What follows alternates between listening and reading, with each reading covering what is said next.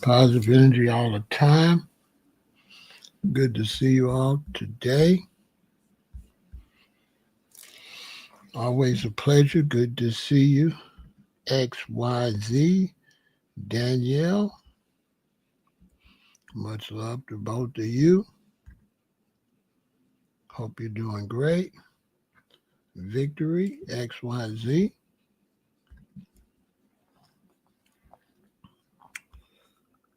Make sure you go and check out the Body Sculpture Challenge. Subscribe, work out, post your workout, hashtag Body Sculpture Challenge. Salute to more power. Hope you're doing great.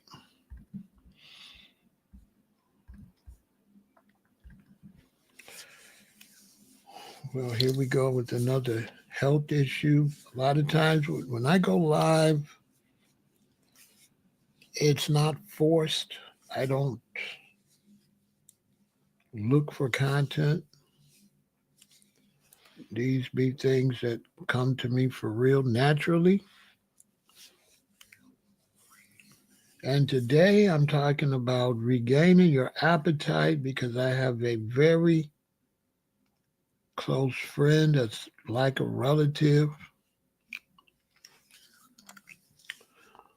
that says they have lost their appetite a little bit. They were losing a little bit of weight. They say they haven't been eating much. And I've been trying to encouraging them to just eat anyway. Much appreciated, XYZ. Everyone contribute to the channel, support the channel. Your support is much appreciated. Also, like, share, and subscribe, and hit the notification bell. But much respect to XYZ for that super chat. So I have a friend that's like a relative to me, very close friend. And they were saying that their appetite was gone. And a lot of times when your appetite is gone, you don't realize it for a minute. You're just busy and you haven't paid attention that you haven't eaten.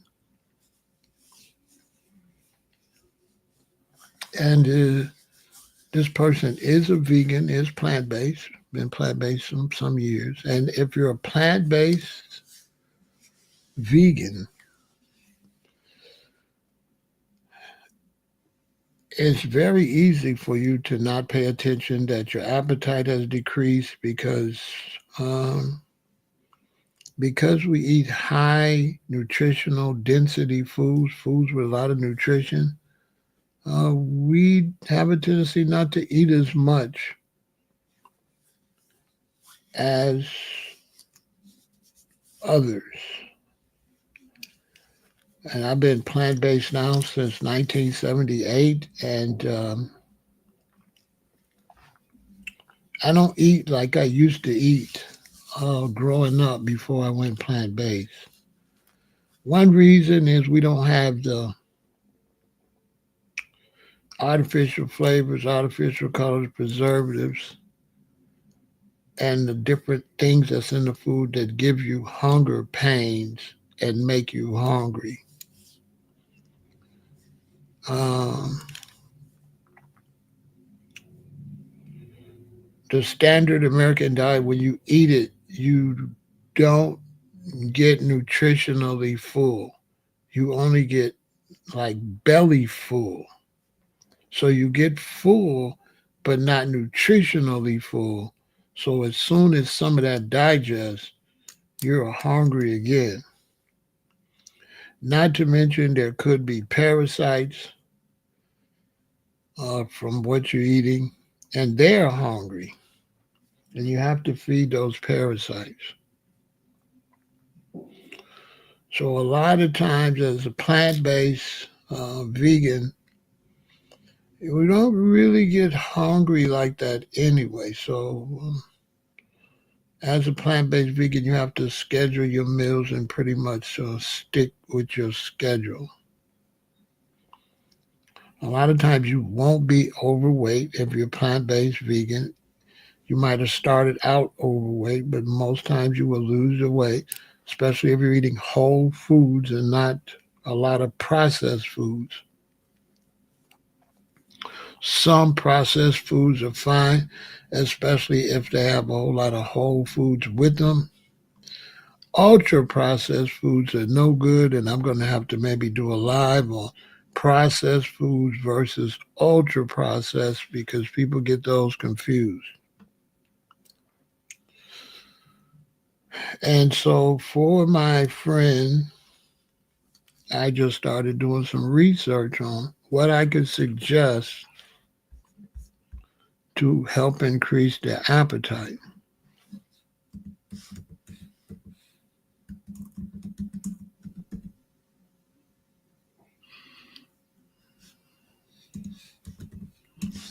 And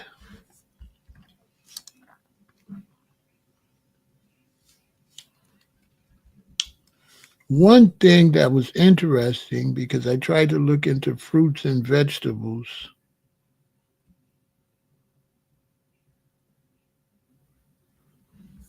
is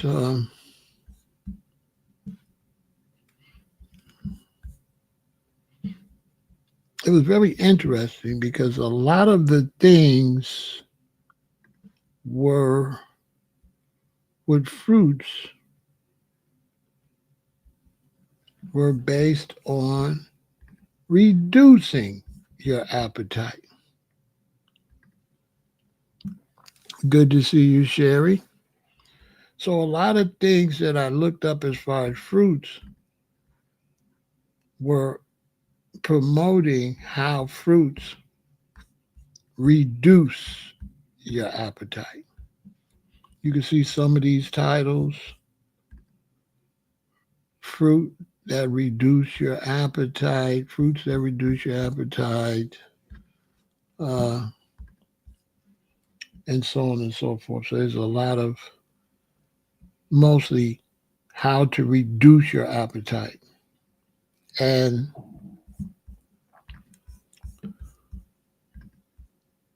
that's because most people are dealing with weight issues, right? So many people are dealing with weight issues that the most common thing is things to try to curb your appetite. Okay?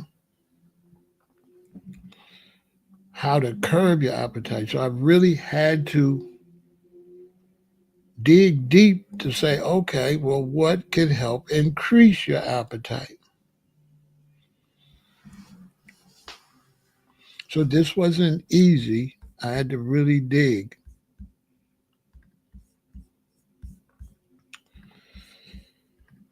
Because most people are trying to increase their appetite. Curb their appetite, decrease their appetite. And this presentation is to how to regain your appetite. And that's not talked about much, which it really should be, because that is a very serious problem.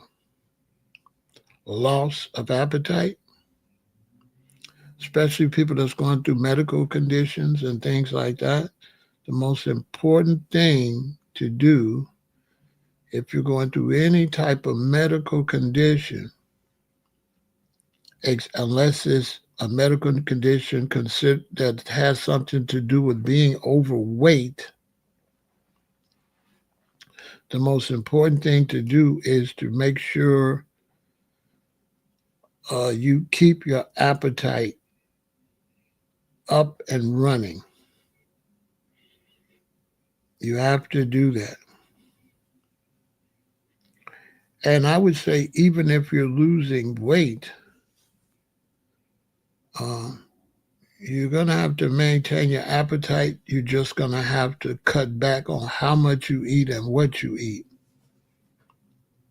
But you're not going to be able to exercise and lose weight if you're not getting proper nutrition. So if you're overweight and then you're eating foods that don't really add nutrition, you're not going to be motivated to exercise or lose weight. And so to lose weight, you have to eat. And you have to eat nutrition, not just to get full.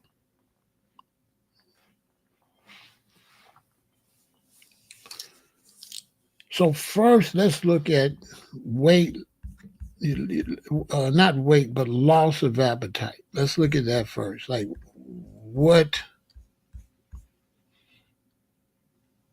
the deal with losing your appetite? How do you lose your appetite? Okay.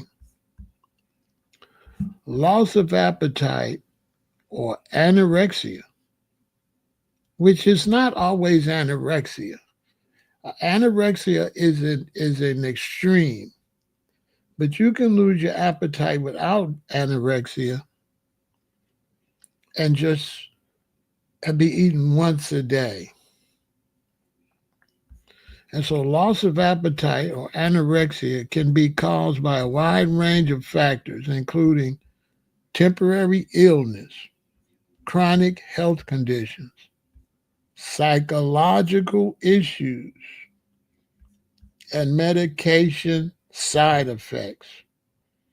While short-term appetite loss is often not a cause for concern, persistent or severe cases may indicate an underlying problem that requires medical attention. And so one thing you have to know is that exercise is always going to be important. Even if you can't walk, you need to be, if you can stand up, you need to be standing up on your crutches, sitting down, standing up. If you have to have somebody there to help you so you don't fall, but you need to stand up, sit down, stand up. You have to still exercise. And you have to eat nutritional food to get well. In some cases, fasting is great. But what they don't tell you is that when you fast to clean yourself out, when that fast is over, you have to eat. You can't fast and then stop fasting and eat a little bit a day.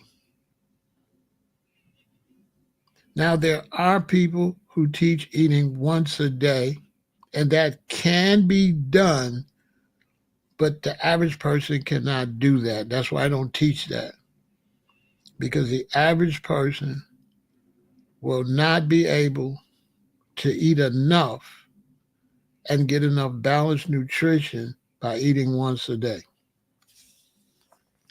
You won't be able to do it. And so you have to eat to heal. Yes, you have to fast, but you also have to eat. So let's say you have a condition where you need to be cutting down on things that's gaining weight, then you need to be eating fruit, but you need to be eating something. You need to be eating seeded grapes. You need to be eating watermelon. You need to be eating cantaloupe. Okay? So let's say, like my friend, they need to get up in the morning and still have some cantaloupe or grapefruit or some watermelon, or get up. And if they're not a person want to sit around and make no breakfast, and they want to go to work and they maybe work on their laptop from home or wherever, sit a bowl of grapes there and be eating those grapes or eating those cherries while you're doing what you're doing. Right? So you might get up, you're running a little late. A lot of people work from home. You throw on your little top or whatever, you sit down to work. Keep you some cherries, keep you some grapes, keep you some kind of fruit you can dice up that you can kind of Not eat as far as sitting down eating, but you could be nibbling. And in the long run, you would be eating because you didn't nibble the whole bowl away, which is also going to be good for your insides, like cantaloupe would be great. Grapefruit would be great. Any type of apples cut up, pears cut up, peaches, anything like that would be great. Cherries, just make sure you soak your cherries in vinegar and baking soda to clean them in case there's any parasites in them so they'll come out. Rinse them real good and do it like that, right? And so there's medical conditions that cause uh, your appetite to go away. Infections, common viral or bacterial infections like the flu, colds, or in, gastroenteritis frequently causes temporary loss of appetite. Chronic disease, long term conditions such as cancer, heart failure, chronic obstructive pulmonary disease, HIV or AIDS, and liver, kidney, or thyroid disease can all impact appetite, right? Now,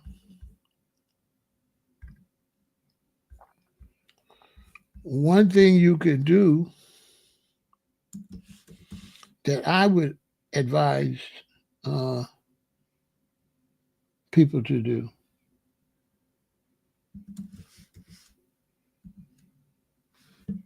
um,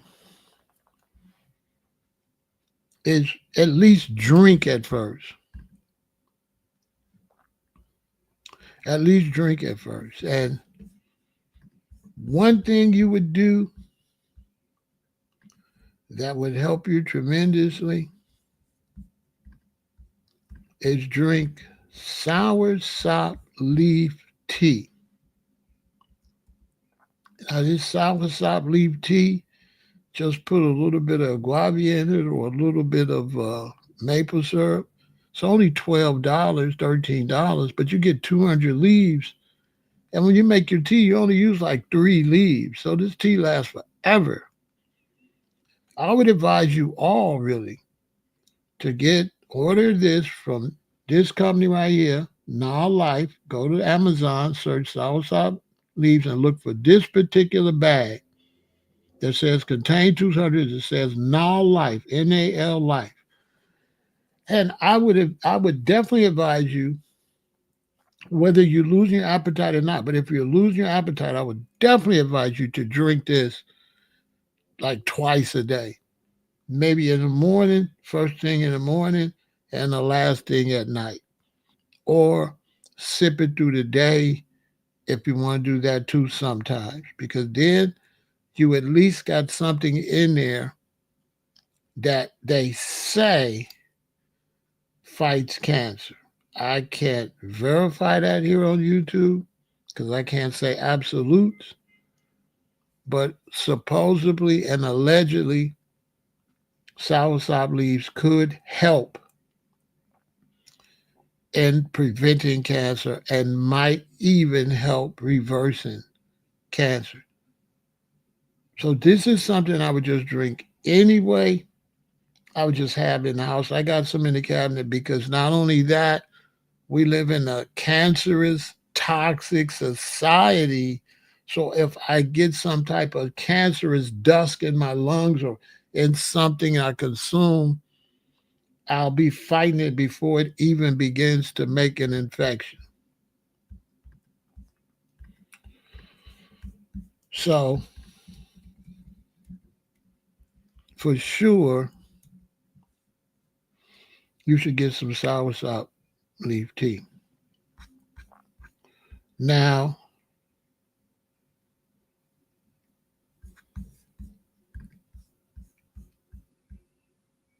Medications and substances can affect it, but medical conditions are one of the main things that can affect your appetite. Infections, common viral bacteria infections like the flu, colds, gastroenteritis frequently cause temporary loss of appetite. Chronic disease, long term conditions such as cancer, heart failure, chronic obstructive pulmonary disease, HIV, AIDS, and liver, kidney, and thyroid disease can all impact your appetite.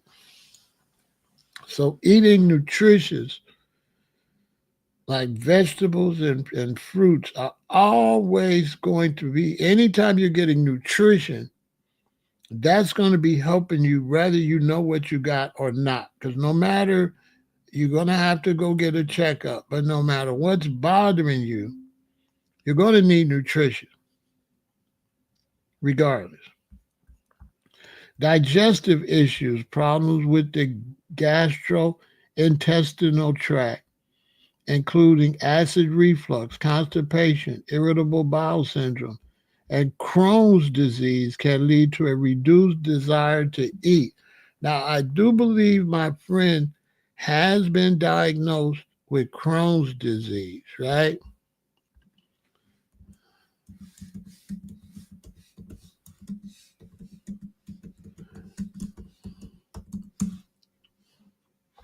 Right? So, uh, my advice to them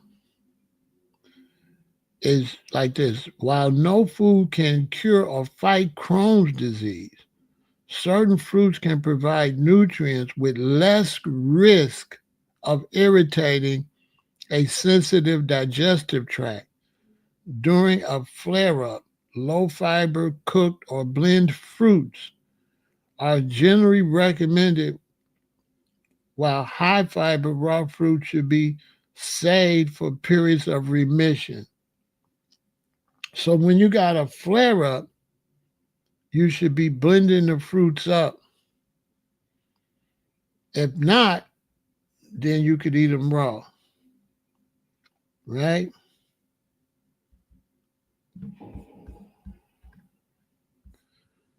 And so during the flare up, the focus is on low fiber fruits that are easy to digest. Many people find it helpful to peel fruit and remove seeds to reduce insoluble fiber. Bananas are good, right? Melons are good. Applesauce is good. Peeled peaches and pears is good. Berries, but you got to blend them up. Avocado is excellent, okay? Papaya is excellent. I would advise avocado and papaya. I would advise any type of stomach issues, papaya, because papaya is really good for your digestive and for your stomach. So I'm going to let my friend know to get some papayas. And first thing in the morning, eat some papayas. The last thing at night, unless they ate, some vegetables and stuff and want to go to sleep and don't want to stay up for a while. But if they stay up for a while and they snacking or they watching a movie, slice up some papaya again, okay? In case the situation is Crohn's disease.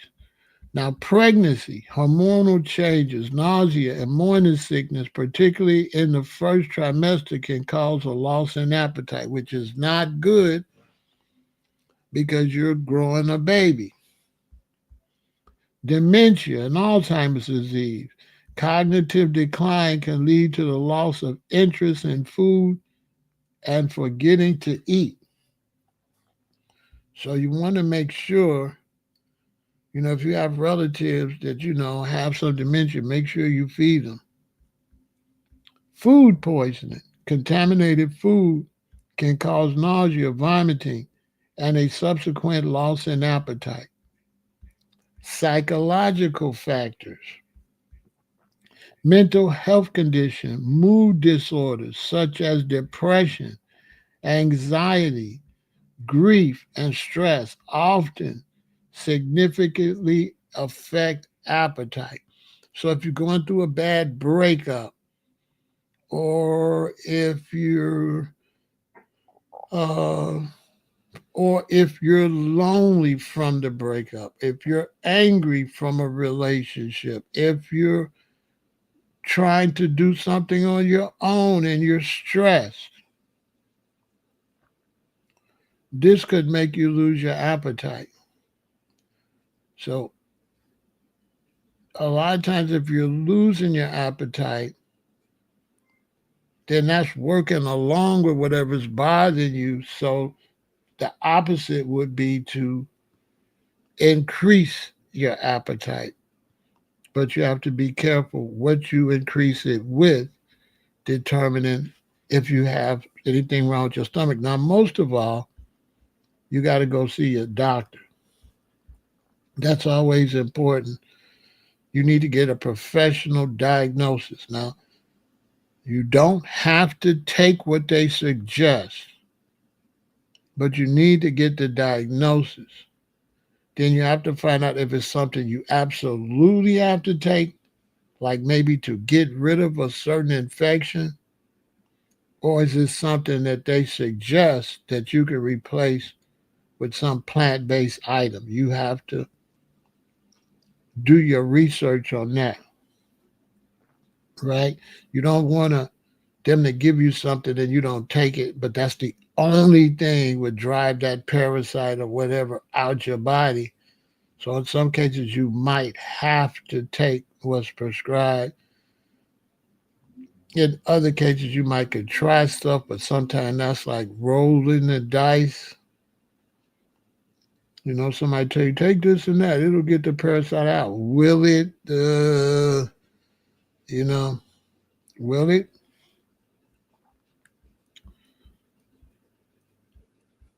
Eating disorders, conditions like anorexia nervosa characterized are characterized by a severe and often distorted reduction in food intake. And so they saying that will make you, not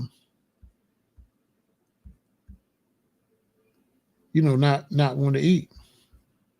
Major life changes or emotional trauma can temporarily suppress appetite. So that's what I said earlier. You could be going through a relationship. You could just moved in a new apartment or moved in a new house or moved to a new city. You could be out of a relationship and moved, or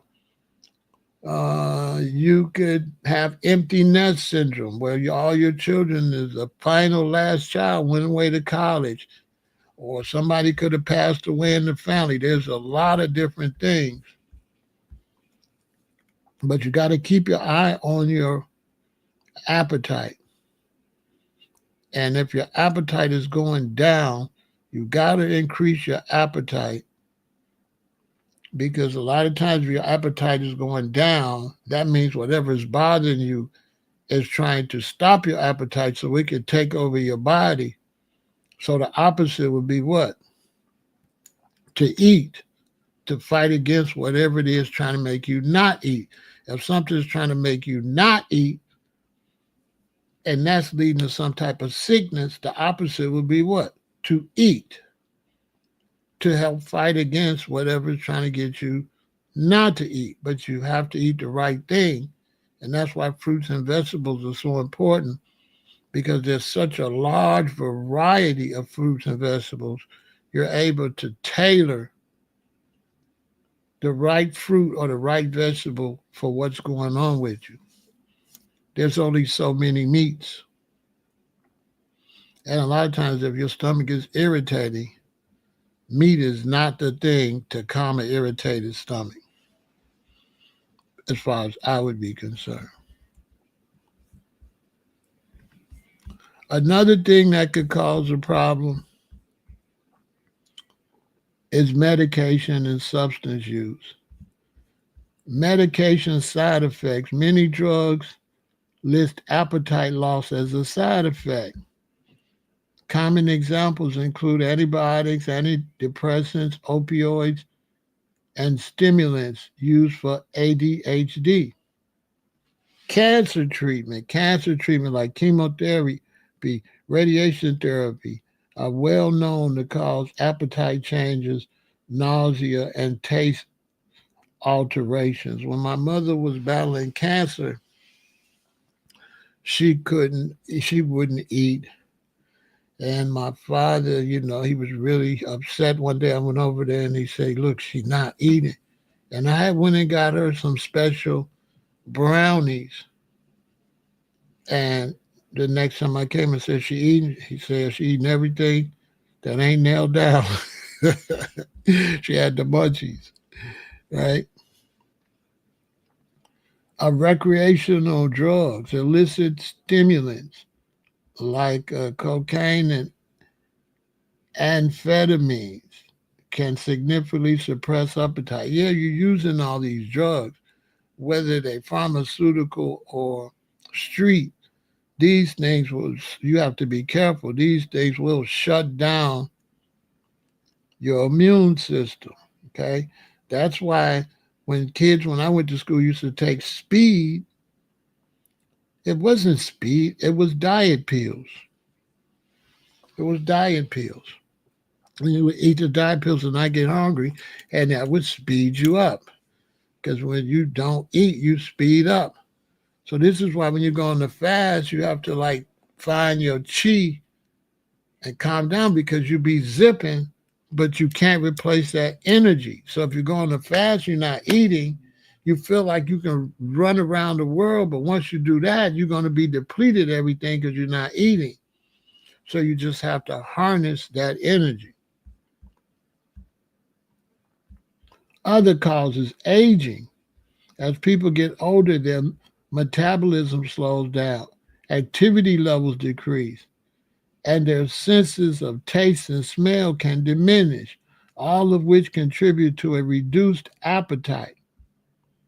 Pain. Physical pain from an injury or dental problems can make eating difficult and unenjoyable. Dehydration. A lack of body fluids can lead to a loss in appetite and other symptoms like nausea. So a lot of people don't know if you don't stay hydrated, you won't eat.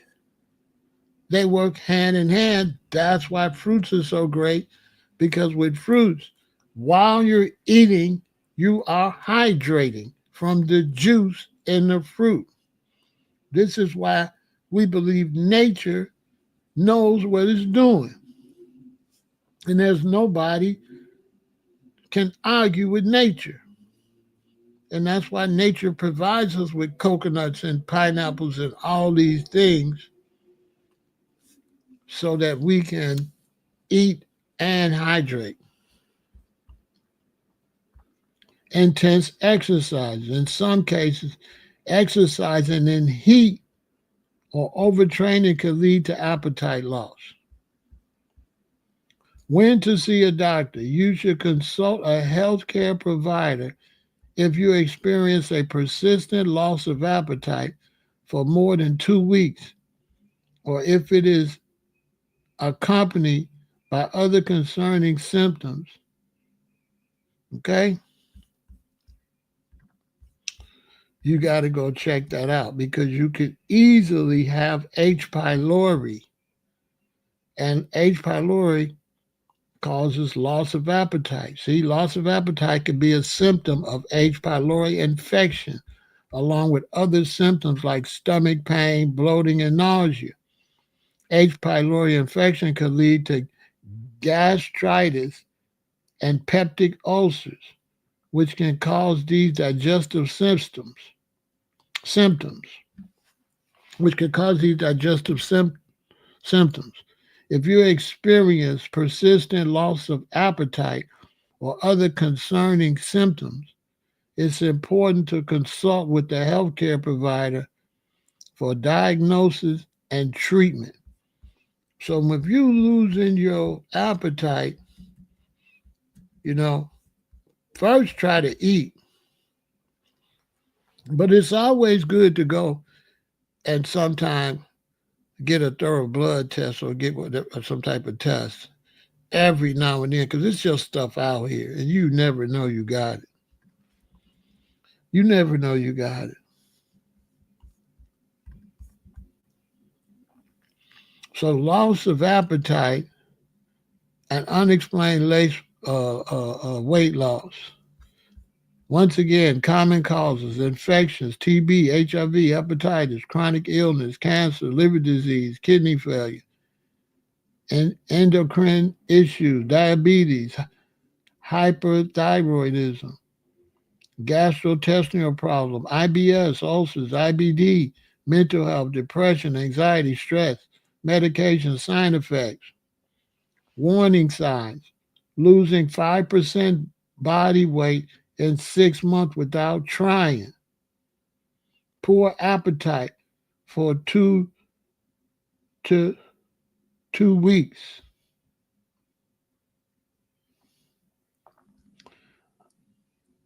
accompanying fatigue, fever, or weakness, swallowing difficulty or abdominal pain, right?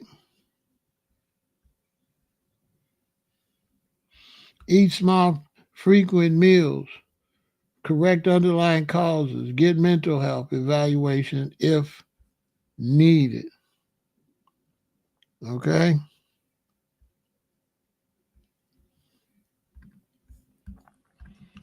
So this is serious.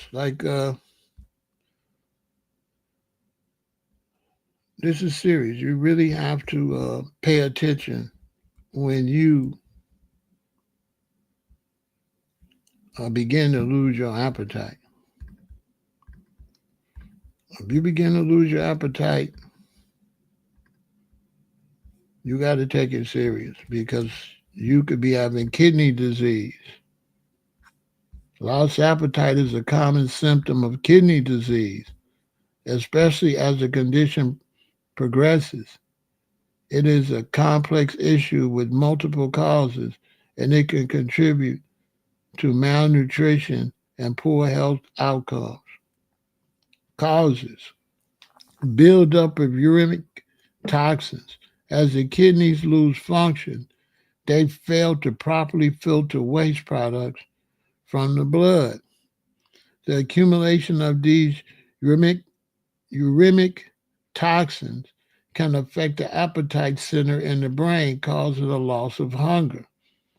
This is why watermelon and stuff like that could go in there and begin to flush your kidneys, right? Taste changes. That's the first thing. When stuff starts tasting funny, you got to go to the doctor. The buildup of urea can be broken down into ammonia by bacteria in the mouth. This can cause a metallic taste and ammonia-like breath, which can make eating unappealing. When I got COVID, that was the first thing, this metallic taste was coming down like that. And that was from COVID. That was my body trying to fight that COVID. It took a long time for that metallic taste to go away. Gastrointestinal issue. Uremic toxins can activate the brain's chemoreceptor, triglycerol, which can cause nausea and vomiting in addition to appetite loss. Hormonal changes. Kidney disease can disrupt the balance of hormones that regulate appetite, such as leptin, which suppresses appetite, and ghrelin, which stimulates it. Inflammation, which is common in chronic kidney disease, can also contribute to a poor appetite. Medication side effects. Some medications used to treat kidney disease can impact appetite. Now, one of the main things is don't be drinking. Don't be drinking. If you always got beer in the refrigerator, if you always going to the club having a drink, what you don't realize is that when you add that up, how much liquor have you ran through your kidneys? How much beer have you ran through your kidneys? And if you're drinking beer and liquor, what you gonna do? You know what I'm saying? So alcohol is not bad for you, but it must be used sparingly. Alcohol is a medicine. And see, this is what they don't tell you. Rum is a medicine. Vodka is a medicine. All gin is a medicine. These are medicines. Wine is a medicine. But you have to use it medically. These are tonics that just so happen to give you a buzz. But that's not what they are to be used for. You know what I'm saying? My mother worked for the government and she worked for the Veterans Administration. She worked for the draft board. And she used to bring this cough medicine home, this military cough medicine. And it was straight liquor. It was straight liquor. It tastes just like liquor from the liquor store. My grandmother used to get whiskey, because I'm finna do that like next week if I can remember. She used to get whiskey and put it in a jar like this. She would put the whiskey in here, like this much whiskey, and then she would get a big peppermint stick, like big round one, that go all the way up to the top here to the bottom. It'd be leaning to the side. She would put the peppermint stick in there. And then she would sit it in the back of the closet in the dark, at the top part of the closet where the hats go. She would sit it there and she would cover it so it stayed dark. And she would leave it there for years. So if she came back from Detroit to visit us next year and me and my sister be coughing, she would go get the jar, open it, and all the peppermint be then melted in there. She'll take a spoon and give it to us. And that cough go away, and you be a little drunk, and you go to sleep. It helped knock the kids out. Because only one spoon is not enough to do no damage. That's the old school cough medicine. You understand? Because you got to understand liquor is plants. So liquor could be used for wounds and cuts and all of that. A lot of preppers, they keep liquor, whiskey and stuff like that, bourbon, for cuts, for medical treatment. Look it up. You're advised, if you're a prepper, to keep fifths of liquor for wounds and stuff like that. Somebody get cut, you just pour a little liquor on there, boom. Disinfect it.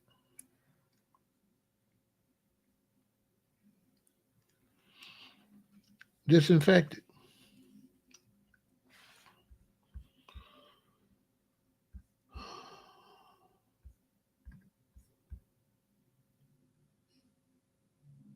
So kidney disease could also cause you to lose your appetite.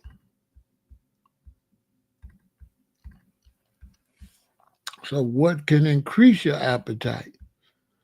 Foods that can increase appetite include those that are flavorful, easily digestible, and stimulate the senses.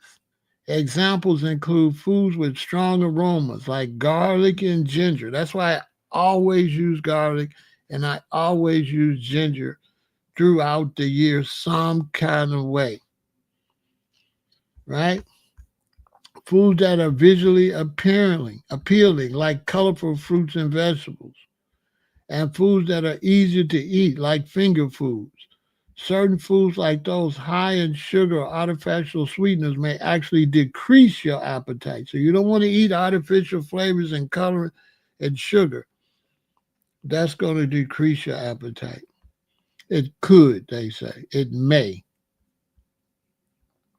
Foods that may increase appetite: aromatic spices and herbs, garlic, ginger, and cinnamon can stimulate appetite and are often used in cooking. Citrus fruit, oranges, and lemons can be appetite boosting, especially when paired with warm water or honey. So you could just take some oranges and cut the oranges if you're having appetite problems and put them in a jar with some water, with some honey, and basically, according to them, make something to help. Now, honey is not vegan, but honey is an animal byproduct. Finger foods: raw or steamed vegetables like cucumber, broccoli, or peppers. Fruits like pineapple slices, orange wedges, or berries can help. Okay? Foods that are visually appealing. Arrange them in a visual appealing way to make them more tempting. So they're saying you might have to tempt yourself to stimulate your senses so that you'll eat.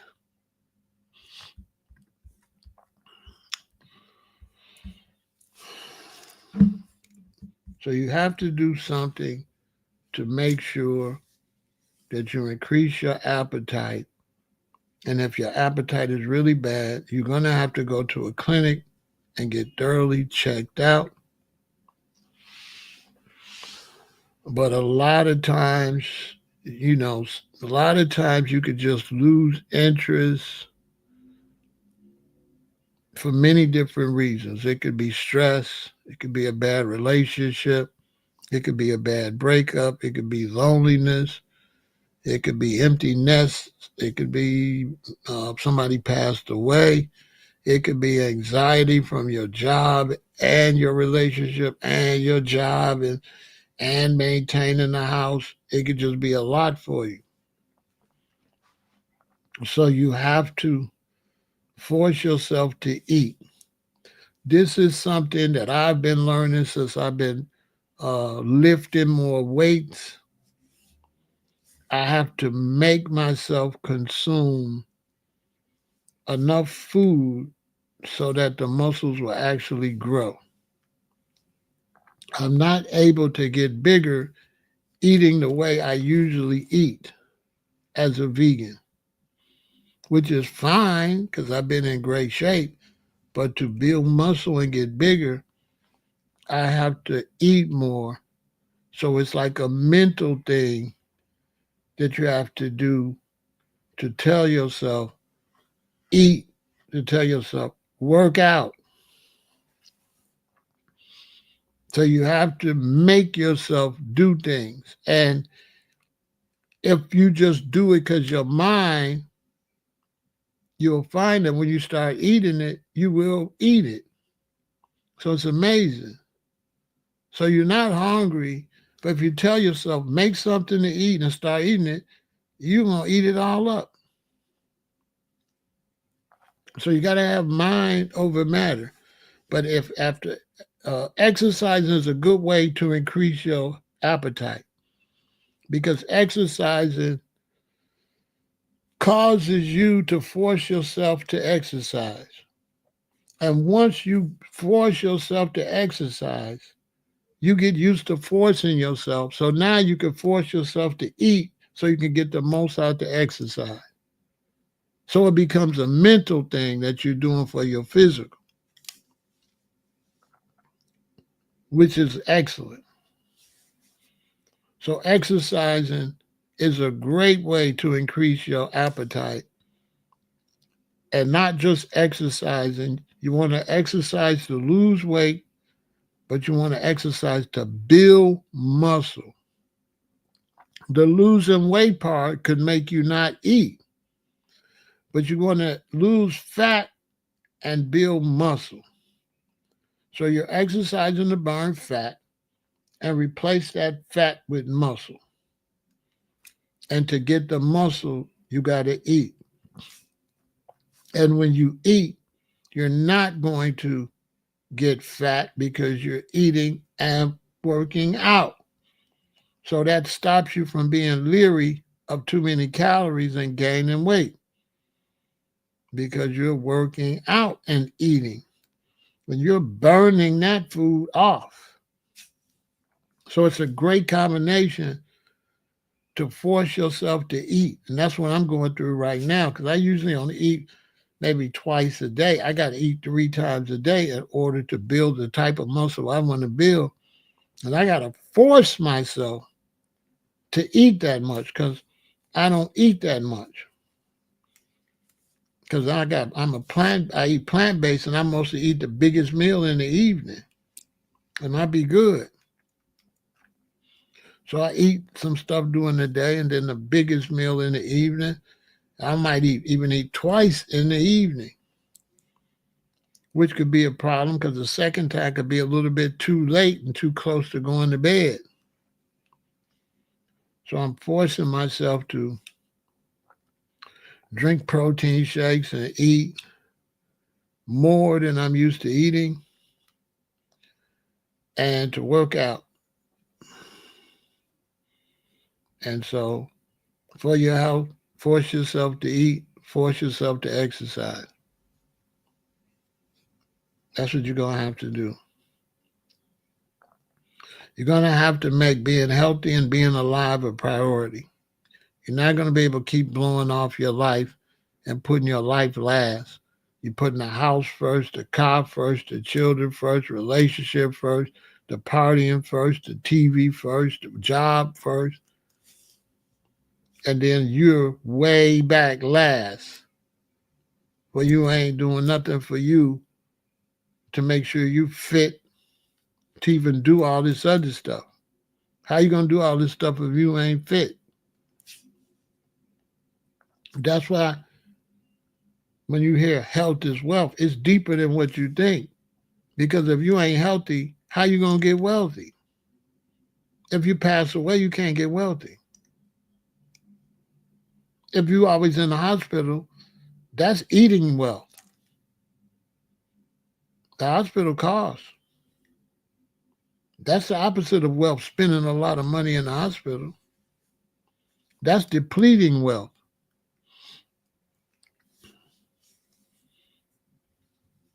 So if you want to regain your appetite, work out.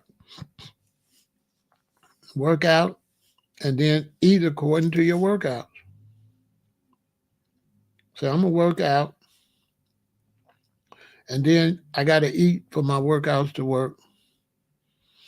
And before you know it, your appetite come back. And if your appetite don't come back, go to the doctor because you might got an infection or anything.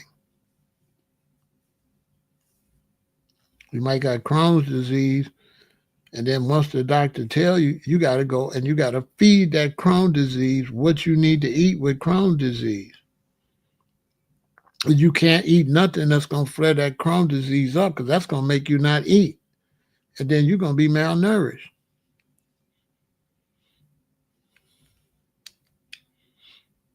So that's what's up with that. I hope y'all learn from that.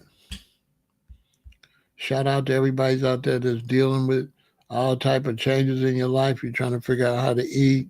You have a stomach issue, this issue, that issue.